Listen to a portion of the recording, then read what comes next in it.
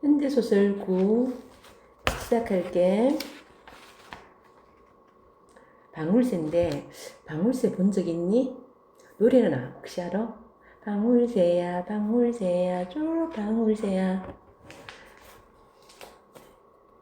이 방울새를 어디 가서 보냐면 지금 동물원에 가서 어린 딸아이를 보여주기 위해서 동물원 간 거야. 동물원에 가서 방울새를 보면서 누굴 생각하냐면 감옥에 있는 남편을 생각해. 여기는 옥미동 사람들 연작 소설 중에 하나야. 옥미동 사람들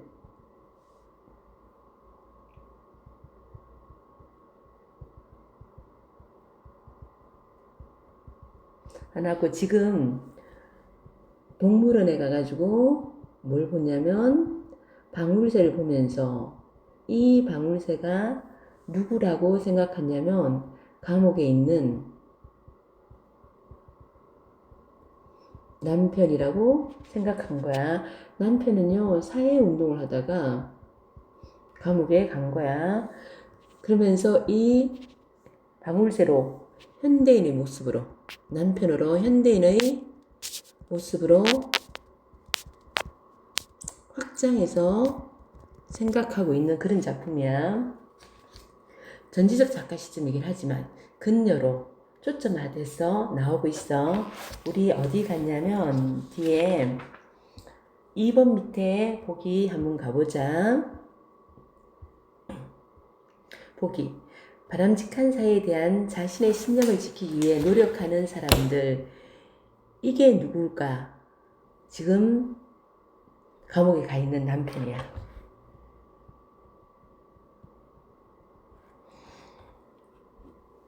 사람들은 적극적으로 사회적 문제에 뛰어든다.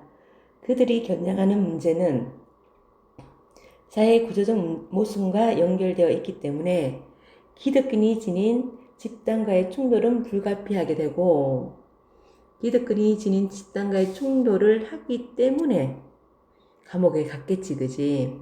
그 과정에서 그들은 감옥에 갇혀 자유를 박탈당하는 방식의 사회적 폭력을 겪기도 한다. 요거 남편 이야기. 이 작품은 자유의 박탈로 인해 존재의 의의를 상실한 당사자가 겪어야 할 고통뿐만 아니라 남편, 아빠의 부재 때문에 남은 가족들이 겪을 수밖에 없었던 어려움의 단면을 그리고 있다. 아내가 전혀 이제 경제적인 이런 거 생각하지 않다가 남편이 감옥 가면서 굉장히 이제 경제 전선에 먹고 살아야 되잖아. 그치? 그래서 굉장히 불안을 느끼고 있는 상황이거든. 특히 작품에서 주인공인 그녀가 겪고 있는 눈꺼풀 경련, 눈꺼풀이 늘 떨리는 걸 느껴. 이건 남편이 부재한 상황에서 그녀가 느끼는 불안하고 연관이 있는 거야. 우리 앞에 본문 가자. 황록색의 그늘로 덮여있는 먼 산을 바라보다가 그녀는 문득 오른쪽 눈꺼풀이 파르르 떨리는 것. 이 눈꺼풀이 떨리는 게 뭐라 그랬지? 불안과 연결된다 그랬지, 그지? 그녀의 불안의식과 연결되는 거야. 불안의식. 그것을 느꼈다. 떨림은 이내 수초 간격으로 일정하게 반복되었고 그녀의 오른쪽 시야에 잡히는 산과 나무와 색색으로 치장된 간이 매점들도 따라서 순간적인 경련을 일으키는 것처럼 보였다. 여기가 어디냐면 동물원에서야. 지금 동물원에서. 그녀는 손을 들어 눈두덩을 지그시 눌러보았다. 눈꺼풀의 경련이야말로 이미 오래전부터 그녀를 간섭해온 익숙한 정상이었으므로 눈두덩을 압박한 몸짓 그대로라도 얼마든지 그럴 수 있기는 하였다. 자, 이게 익숙한 정상이라는 것은 이 불안의식이,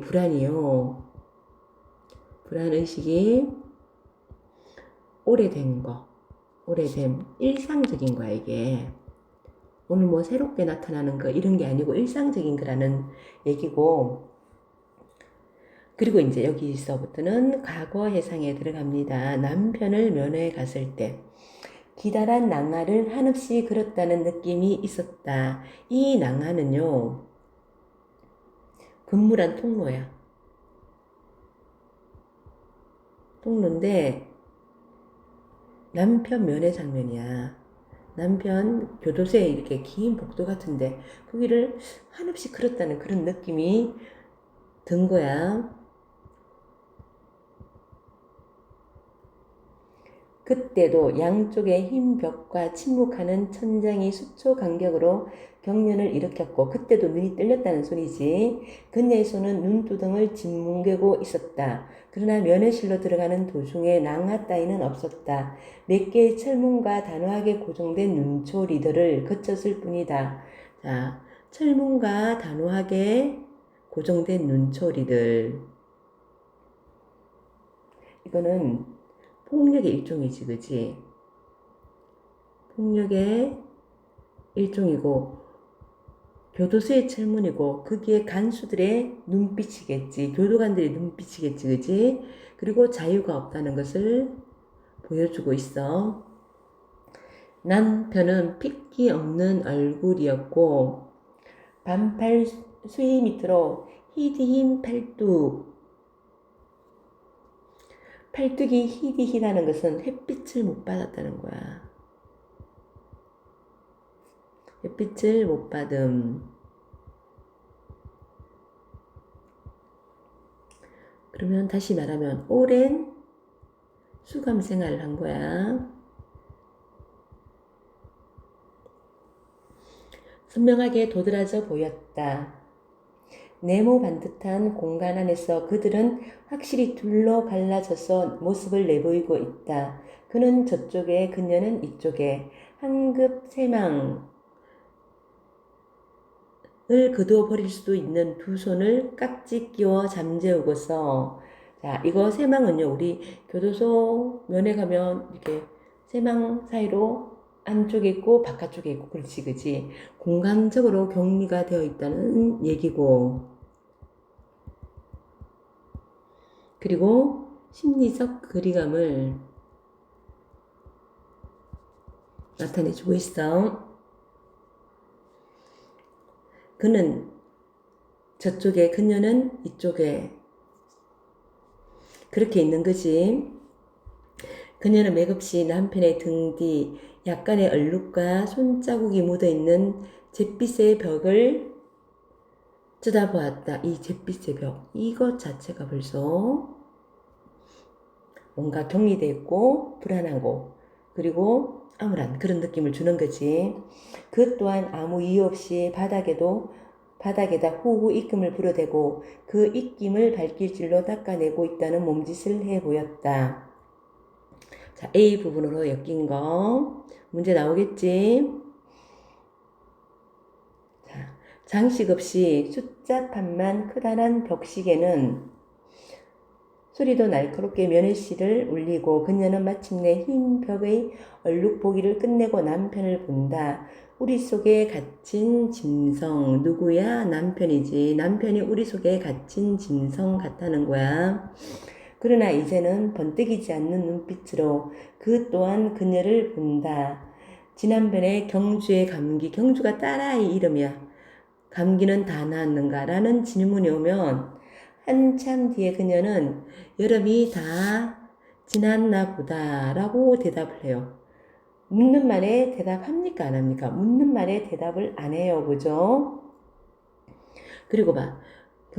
지난번 경주의 감기는 다 나았나? 이거, 자, 원래 이렇게 하면 큰 따옴표가 있지, 그지? 이제 여름이 다 지났나 봐요. 이렇게 큰 따옴표가 있어야 되지, 그지? 둘이 돼야지만 큰 따옴표는 없고요. 그리고 묻는 말에 대답하니? 묻는 말에 대답하고 있지 않지, 그지?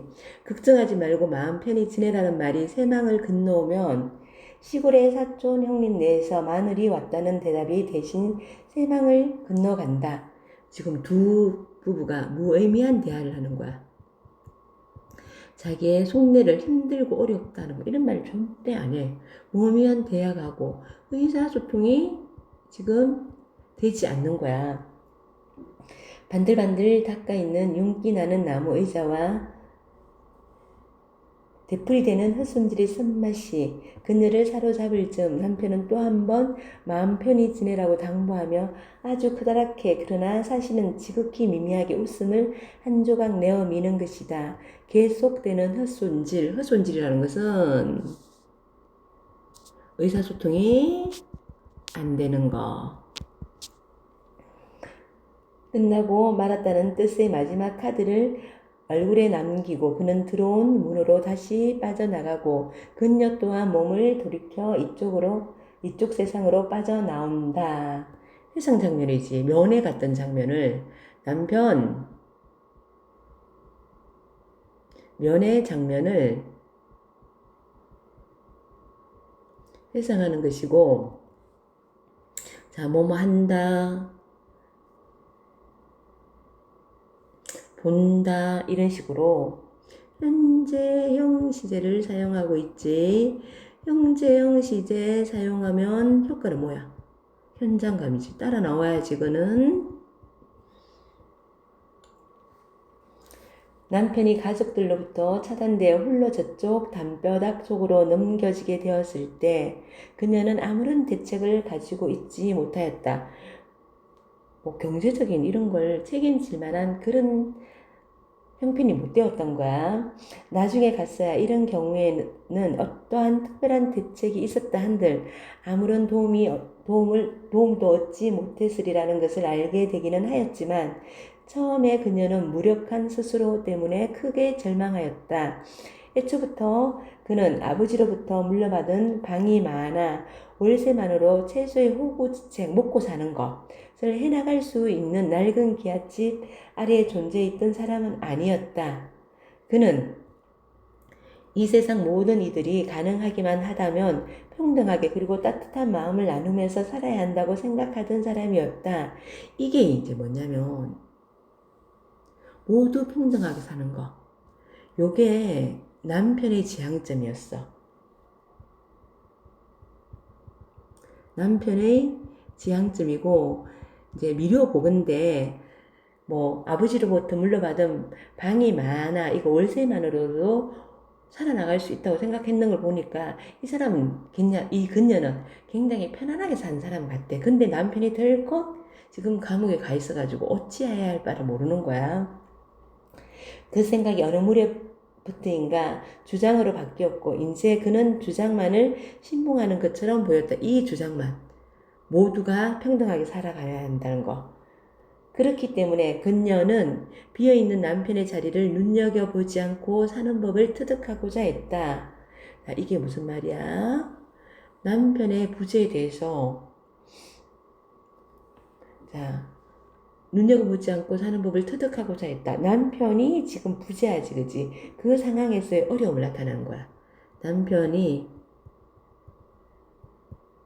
부재한 상황에서의 어려움. 남편 없이 살아야 돼. 근데 그게 쉽지가 않은 거지. 말하자면 그녀 스스로 남편의 자리를 비워두고 있는 셈이었다. 중력 부분. 어느 늦은 가을 그녀는 기분 전환도 할 겸 5살 난 딸 경주하고 남편이 아까 경주 감기는 다 나았어 이렇게 물었지 그지. 경주를 데리고 가천 동물원에 친구 아들도 이제 동갑인 거야. 같이 간 거야. 바로 세로 1m쯤의 유리 상자들이 벽을 따라 질비하게 세워진 그곳은 어디냐면 지금 어디 왔냐면 동물원에 그 새가 있는 조류원에 들어온 거야. 들어서자마자 쓱 좋지 않은 냄새를 풍겨주었다. 쇳떡 냄새가 막 나는 거지. 새들의 오물이나 잠겨있는 실내 공기 탓이겠지만 냄새만으로도 이쪽 세상과 저쪽의 바깥 세상을 확연히 구분짓게 한다. 그는 문득 이 안쪽하고 바깥쪽 구분이 누굴 생각하게 하냐면 남편이 생각나는 거야. 남편을 생각했다. 냄새는 특히 이런 류의 키키한 냄새는 언제나 남편을 떠올리게 한다. 이 키키한 냄새가 감옥에 있는 남편을 떠올리게 하는 거야. 악취가 풍겨오는 한은 어쩔 수 없노라고 그는 말하곤 했다. 이 세상에 섞고 있는 쓰레기들을 막혀있는 시궁창을 치우지 않고는 아무 일도 할 수 없다고 했다. 이 섞고 있는 쓰레기, 막혀있는 시궁창, 남편이 말하는 이건 뭘까요? 사회의 문제점이겠지. 이 사회의 문제점을 해결하지 않고는 늘 우리 사회는 이런 냄새가 날 수밖에 없다. 그 남편이 늘 얘기했다는 거야. 그녀는 이제 조련 안에서 아무런 냄새도 맡지 못한다. 잠깐 사이에 후각은 마비되고 언제 냄새가 났느냐는 듯이 코는 말짱해져 킁킁거리는 짓도 멈추었다. 내맡겨지고 길들여지는 일에 익숙한 자들에게는 못 견딜 일이라고는 별로 없는 것이다. 이 내맡겨지고 길들여지는 일에 익숙한 자들, 이게 누구야? 이거 누구야? 일반적인 서민이지. 일반적인 서민은 속상하고 억울하고 불합리한 일이 있어도 어느 순간 그걸 익숙하게 받아들이게 된다는 거야. 왜? 힘이 없는 거야. 가 연결되고요. 그처럼 많은 새가 있었지만 어느 곳에도 새소리는 들려오지 않았다. 새소리가 들려오지 않은 거. 새가 안 울어. 생명력을 상실했다는 거지. 그리고 자유가 없다는 얘기겠지. 박제되어 있는 듯한 동공과 차가운 발부리만이 일렬 행대로 질비하게 늘어서 있을 뿐이다. 죽은 나무 가지에 동구만이 얹혀져서 참새, 콩새, 종달새들이 유리벽 바깥의 인간들을 노려보고 있다. 전깃줄에서 때로는 미풍의 보리밭 이랑에서 정답게 우려주던 바깥 세상의 새들과는 대조가 되는 거지. 그치? 여기 있는 이 새들, 유리 안에 있는 이 새들하고 여기 바깥 세상의 새들하고는 대조가 되는 거지. 여기는 자유가 없고 여기는 자유가 있고, 그지?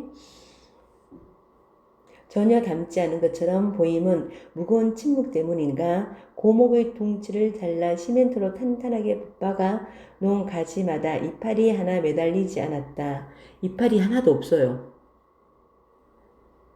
조련에. 그러면 이게 인위적이고 이 자체가 생명력이 없는 거지. 새들은 두툼한 가지 끝에서 미동도 하지 않고 얘들도 의욕이 없는 거야. 움직임이 없고요. 의욕도 없고요. 이따가 벼랑간 후드득 날아올라 다른 가지로 옮겨 앉는다. 그러고는 이내 부동의 자세이다. 아이들은 유리벽에 매달려 새들을 유혹하기에 손을 내밀기도 하고 후익후익 새 울음소리를 만들어내기도 하였다. 조류의 중간쯤에서 그녀는 뭘 보냐면 방울새를 보는 거야. 방울새를 만났다. 불이나 깃털의 색깔로 방울새를 알아낸 것은 물론 아니었다. 팻말을 통해 밑에 이제 그것도 팻말을 통해 잿빛 깃털 뭐하고 연결되니? 들의 어물한 눈매 잿빛 깃털 아까 잿빛의 벽과 이제 감옥에 잿빛의 벽과 연결되지, 그지? 눈매를 한 그것과 맞부딪히고 나서 그녀는 적잖이 실망을 한다. 방울새야 방울새야 쪼르릉 방울새야 노래를 부를 적마다 떠올리곤 했던 그 이슬 같은 느낌의 청명함. 이 방울새 생각하면 이슬 같은 청명함을 생각했는데 여기 어떻게 어머나 눈매를 하고 있잖아, 그지? 그런 게 없었어요. 감춰지거나 언유되지 않고 고지곧대로 드러나 있는 사실 속의 새 앞에서 그녀는 잠시 의아해한다. 그리고 이내 깨닫는다. 노래. 아마도 노래가 사라진 탓이었다. 방울새 같은 목소리로 목청껏 노래를 부르고 있을 때만 그것은 방울새로 불려진다. 노래하지 않고 있는 방울새. 자, 이게 뭐야? 남편과 자기처럼 소통을 하지 못하고 자유가 상실된 그런 방울새, 남편의 모습이 느껴지는 거야. 단지 잿빛 깃털을 가진 한 마리의 날것에 불과하였다. 저 새가 바로 방울새란다. 그래도 그녀는 딸에게 가르쳐 주어야 했다. 한 소절 한 소절 따라 부르게 하면서 노래를 가르쳐 주었듯이 간밤에 고 방울이 어디서 따왔니? 쪼르렁 고 방울이 어디서 따왔니? 글쎄 어디서 따왔을까? 방울이 어디로 있었는가를 경주는 물었고 그녀는 방울이 있었음직한 곳을 찾기 위해 곰곰 생각해보곤 했었다. 그곳은 어디에 있을까? 그리고 지금 왜 방울을 따오지 못하는 것일까? 두터운 유리벽 안에 갇혀서 푸른 하늘 대신 시멘트 천장을 이고 죽은 나무 가지 위에 앉아있는, 자, 이거 두터운 유리벽에 시멘트 지붕에 살아있는 나무가지 아니고 죽은 나무가지. 이 공간 자체가 생명력이 없는 환경이지. 생명력이 없는 환경이니까 당연히 청명한 노래는 부를 수가 없겠지, 그지? 방울을 따올 수 없을 것이 분명했다. 경주는 신이 나서 노래를 부르기 시작한다. 그녀와 마찬가지로 경주 또한 방울새를 보는 것은 처음이다. 노래 속에서만 있었던 새를 눈앞에 두고 아이는 쨍쨍한 목소리로 노래를 부르고 있다. 동굴처럼 깊게 파들어간 조류원 안에서 아이는 시방 노래와 만나고 있는 것이다. 아, 방울새는 동굴에서 살고 있구나. 경주는 고개를 끄덕였다. 그녀는 갑자기 푸득 놀라 아이를 쳐다본다. 그 말이 뭐같이, 이 방울새가 뭐같이, 그 말이 꼭 아빠는 동굴에서 살고 있구나 하는 말로 들리는 거야. 한때는 함께 산 적도 있었지만 지금은 없는 아빠가 여기 동굴 속에 살고 있구나 라고 아이가 소리친 줄로만 알았다. 이제 아이는 방울새 노래를 부를 때마다 저 먼 곳에 살고 있는 방울새를 생각할 것이다. 방울새 대신 노래를 불러주면서 방울새의 닫힌 입을 대신해주면서 아이는 방울새를 떠올리겠지. 누가 남편을 떠올리는 거야. 방울새를 보면서. 여기까지고 수고하셨습니다.